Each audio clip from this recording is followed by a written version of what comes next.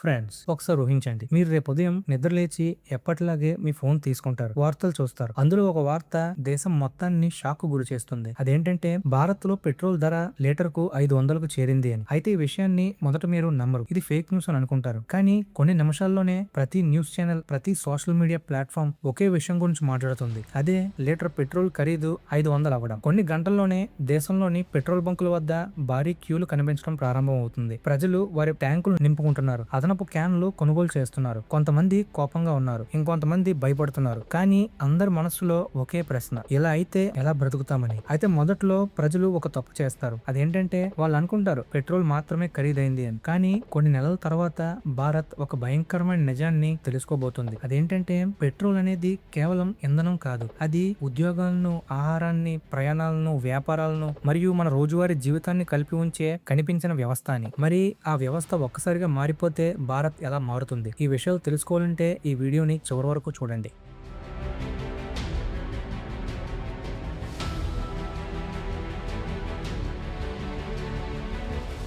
అయితే ఫ్రెండ్స్, ఒకసారి మీ ఇంటిని గురించి ఆలోచించండి. ఉదయం వచ్చే పాలు, మీరు తినే కూరగాయలు, మీ ఇంటికి వచ్చే పార్సిల్స్, మీరు ఎక్కే బస్సులు, మీరు వాడే ఆటోలు, మీరు ఆర్డర్ చేసే ఫుడ్, ఇవన్నీ మీ దగ్గరకు ఎలా వచ్చాయి? ఎక్కడో ఒక చోట ఒక వాహనం వాటిని తీసుకొచ్చింది. అంటే ఇంధనం ఖరీదైతే సమస్య పెట్రోల్ బంక్ దగ్గర ఆగిపోలేదు. అది నెమ్మదిగా దేశం మొత్తంలో వ్యాపించింది. మరి భారత్ ఇప్పుడు అదే అనుభవించబోతోంది. అయితే పెట్రోల్ పెరిగిన మొదటి రోజు పూర్తిగా గందరగోళంగా ఉంటుంది. దేశం మొత్తం షాక్ లో ఉంటుంది. న్యూస్ ఛానల్స్ ప్రత్యేక కార్యక్రమాలు నిర్వహిస్తాయి. సోషల్ మీడియా మొత్తం ఇదే వార్తతో నిండిపోతుంది. ప్రతి ఒక్కరూ ఒకే ప్రశ్న అడుగుతున్నారు, ఇది ఎలా జరిగింది అని. కానీ ఆ ప్రశ్న కంటే ముఖ్యమైన ప్రశ్న ఇంకొకటి ఉంది. అదేంటంటే ఇప్పుడు ఏమవుతుంది అని. అయినా మొదటి రోజు ప్రజలు ఆశతో జీవిస్తారు. వాళ్ళు అనుకుంటారు ప్రభుత్వం ఏదో చేస్తుంది, కొన్ని రోజుల్లోనే ధరలు తగ్గిపోతాయని. ఇది తాత్కాలిక సమస్య మాత్రమే అని అందరూ ఎదురు చూస్తారు. కానీ ఒక రోజు గడుస్తుంది, 2 రోజులు గడుస్తాయి, 3 రోజులు గడుస్తాయి, కానీ ధరలు మాత్రం తగ్గవు. ఇలా వారం గడుస్తుంది. లీటర్ పెట్రోల్ ఇంకా 500 గానే ఉంటుంది. అప్పుడు దేశంలో మొదటగా భయపడటం ప్రారంభించేది సాధారణ ప్రజలు కాదు. వాళ్ళు ఎవరంటే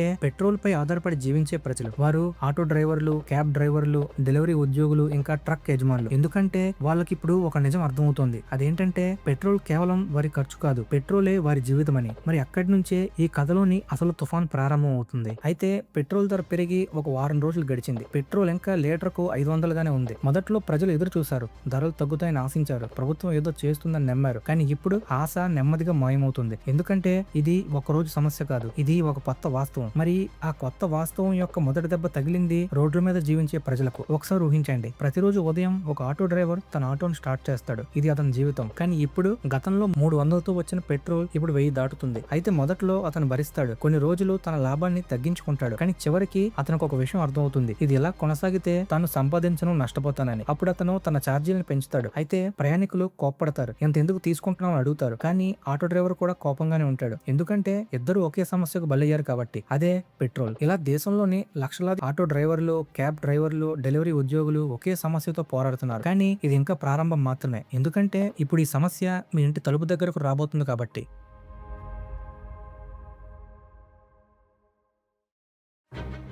ఇలా జరిగిన కొన్ని రోజుల తర్వాత ప్రజలు మరో మార్పును గమనించడం ప్రారంభిస్తారు. అదేంటంటే ఫుడ్ డెలివరీ. అవును, ఫుడ్ డెలివరీ ఖరీదవుతుంది. పార్సల్ డెలివరీ ఖరీదవుతుంది. ఆన్లైన్ ఆర్డర్లు ఖరీదవుతాయి. ఒకప్పుడు డెలివరీ ఫీజు అనేది 20 రూపాయలు ఉండేది. కానీ ఇప్పుడు 80, 90, కొన్ని చోట్ల ఇంకా ఎక్కువగా కూడా. అయితే కొద్ది కొద్దిగా ప్రజలు ఆర్డర్ను తగ్గించడం ప్రారంభిస్తారు. దాంతో డెలివరీ కంపెనీలు ఒత్తిడిని ఎదుర్కొంటాయి, రెస్టారెంట్లు ఒత్తిడిని ఎదుర్కొంటాయి. దీనివల్ల చిన్న వ్యాపారాలు కూడా ప్రభావితం అవుతాయి. ఇది మనకి ఒక చిన్న మార్పులా కనిపించిన విషయం. అయితే ఇప్పుడే ఆర్థిక వ్యవస్థ పగులు సృష్టించడం ప్రారంభించింది. కానీ అసలు దెబ్బ ఇంకా మిగిలే ఉంది. ఎందుకంటే ఇప్పుడు ఈ సమస్య ప్రతి వంటగదిలోకి అడుగు పెట్టబోతోంది కాబట్టి.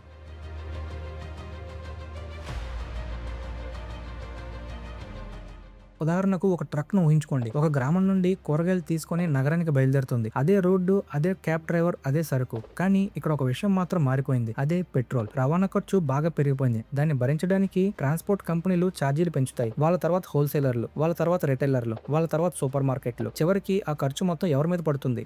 ప్రజల మీద. ఒక్కసారిగా పాలు ఖరీదవుతాయి, కూరగాయలు ఖరీదవుతాయి, పండ్లు ఖరీదవుతాయి, బియ్యం కూడా ఖరీదవుతుంది. ఇక్కడ ప్రజలు ఆలోచించడం మొదలు పెడతారు, ఏమనంటే పెట్రోల్ ధర పెరిగింది, కానీ కూరగాయల ధర ఎందుకు పెరిగింది అని. అప్పుడు దేశం మొత్తం ఒక నిజాన్ని తెలుసుకుంటుంది. పెట్రోల్ కేవలం వాహనాలను కదిలించడం లేదు, పెట్రోల్ దేశ ఆర్థిక వ్యవస్థనే కదిలిస్తుంది అని. కానీ ఈ ప్రభావం నగరాల్లో మాత్రమే కాదు, గ్రామాల్లో కూడా మొదలవుతుంది. అదెలా అంటే రైతులు వాడే ట్రాక్టర్లు, పంటలను తీసుకెళ్లే వాహనాలు, నీటి పంపులు, ఇలా అన్నింటికి పెట్రోల్ అవసరం అవుతుంది. దాంతో వ్యవసాయం ఖర్చు కూడా పెరుగుతుంది. చివరికి ఆ భారం కూడా ప్రజల పల్లెల్లోకి చేరుతుంది. అయితే ఇలా ఒక నెల పూర్తయ్యేసరికి భారత్ మునుపటిలా కనిపించడం ఆపేస్తుంది. అది ఎలా అంటే రెస్టారెంట్ లో జనాలు తగ్గిపోయారు, షాపింగ్ మాల్స్ ఖాళీగా కనిపిస్తున్నాయి, టూరిజం నెమ్మదిస్తోంది. కొన్ని కుటుంబాలు కూడా ఖర్చులను తగ్గించడం ప్రారంభించాయి. అంటే అవసరం లేని వస్తువులను కొనడం ఆపేస్తున్నాయి. ఎందుకంటే వారి డబ్బులో పెద్ద భాగం ఇప్పుడు ప్రయాణానికి వెళ్తుంది కాబట్టి. వ్యాపారాలు కూడా ఒక భయంకరమైన విషయం గమనించడం ప్రారంభిస్తాయి. అదేంటంటే కస్టమర్లు మాయమవడం. వాళ్ళు కొనాలనుకోవడం లేదు కాబట్టి కాదు, వాళ్ళు కొనలేకపోతున్నారు కాబట్టి. కొద్దిగా దేశంలోని వేలాది చిన్న వ్యాపారాలు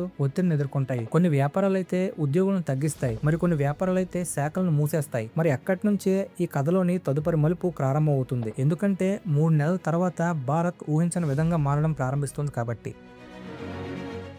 ఫ్రెండ్స్, ఇప్పుడు పూర్తిగా 3 నెలలు గడిచాయి. పెట్రోల్ ఇంకా 500గానే ఉంది. అయితే ఇప్పటి వరకు ప్రజలు ఎదురు చూశారు, కంప్లైంట్ చేశారు, కోపడ్డారు. కానీ ఇప్పుడు ఏదో ఊహించిన విషయం జరుగుతుంది. అదేంటంటే ఇక్కడ ప్రజలు పరిస్థితిని అంగీకరించడం ప్రారంభిస్తున్నారు మరియు అనుకూలించుకోవడం కూడా ప్రారంభిస్తున్నారు. ఎందుకంటే మొదటి రోజు ప్రజలు అడిగిన ప్రశ్న ఎలా ఉంటే ఎలా బ్రతుకుతామని. ఇప్పుడు అది 3 నెలల తర్వాత ఎలా మారిందంటే ఎలా జీవించాలంటే ఎలా మారాలి అనే స్థితికి. మరి ఈ 2 ప్రశ్నల మధ్య చాలా పెద్ద తేడా ఉంది. అయితే ఈ అత్యంత ఆశ్చర్యకరమైన మార్పు రోడ్ల మీద జరగడం లేదు. అది ఎక్కడ జరుగుతుందంటే ఇళ్లలో జరుగుతుంది. ఒకసారి ఊహించుకోండి, ప్రతిరోజు 30, 40, 50 కిలోమీటర్లు ప్రయాణించే ఉద్యోగులు ఒక కొత్త లెక్క వేయడం ప్రారంభిస్తున్నారు. ప్రతి నెల వేల రూపాయలు పెట్రోల్ కి ఖర్చు అవుతున్నాయి కదా, అప్పుడు మనం ఆఫీస్ దగ్గరకు వెళ్ళిపోదామా అని.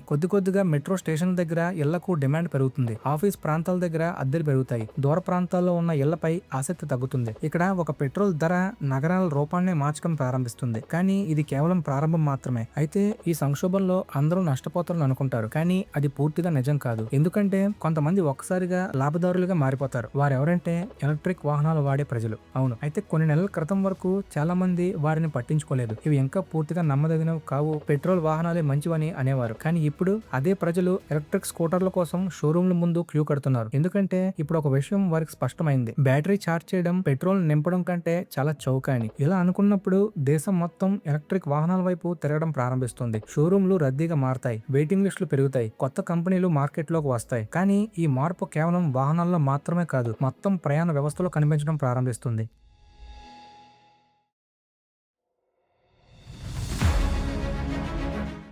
ఎందుకంటే పెట్రోల్ ధరలు తగ్గే సూచనలు కనిపించకపోతే ప్రజలు మరో మార్గాన్ని వెతకడం ప్రారంభిస్తారు. అలా ప్రభుత్వ బస్సులు నిండిపోతాయి, మెట్రో స్టేషన్లు జనాలతో కిక్కిరిసిపోతాయి, రైలు టికెట్లు దొరకడం కష్టం అవుతుంది. ఎప్పుడు వ్యక్తిగత వాహనాల్లో తిరిగే లక్షలాది మంది ఇప్పుడు పబ్లిక్ ట్రాన్స్పోర్ట్ ను ఎంచుకుంటున్నారు. ఎవరు ఈ మార్పును ప్లాన్ చేయలేదు, ఎవరు ప్రజలను బలవంతం చేయలేదు, కానీ పరిస్థితులు వారిని మార్చడం ప్రారంభించాయి. మరి ఎంతలో కంపెనీలు కూడా ఒక పెద్ద సమస్యను ఎదుర్కొంటున్నాయి. ఉద్యోగులు ఆఫీస్కి రావడం ఖరీదైపోయింది, రోజు ప్రయాణించడానికి భారీ ఖర్చు అవుతుంది. మరి ఆ సమస్యకు కంపెనీలు కనుగొన్న పరిష్కారం ఏంటంటే భారత్ లో పనిచేసే విధానాన్ని మార్చబోతుంది. అదేంటంటే వర్క్ ఫ్రం హోమ్. ఇలా కొన్ని నెలల్లో వర్క్ ఫ్రం హోమ్ చేసే విధానం మళ్ళీ ప్రాచుర్యం పొందుతుంది. ఉద్యోగులు డబ్బు ఆదా చేస్తారు, కంపెనీలు కూడా ఖర్చు తగ్గించుకుంటున్నాయి. ఒకప్పుడు తాత్కాలికంగా అనిపించిన మార్పు ఇప్పుడు ఒక కొత్త జీవనశైలిగా మారుతుంది. ఇదంతా ఒకే ఒక కారణం వల్ల, అదే పెట్రోల్.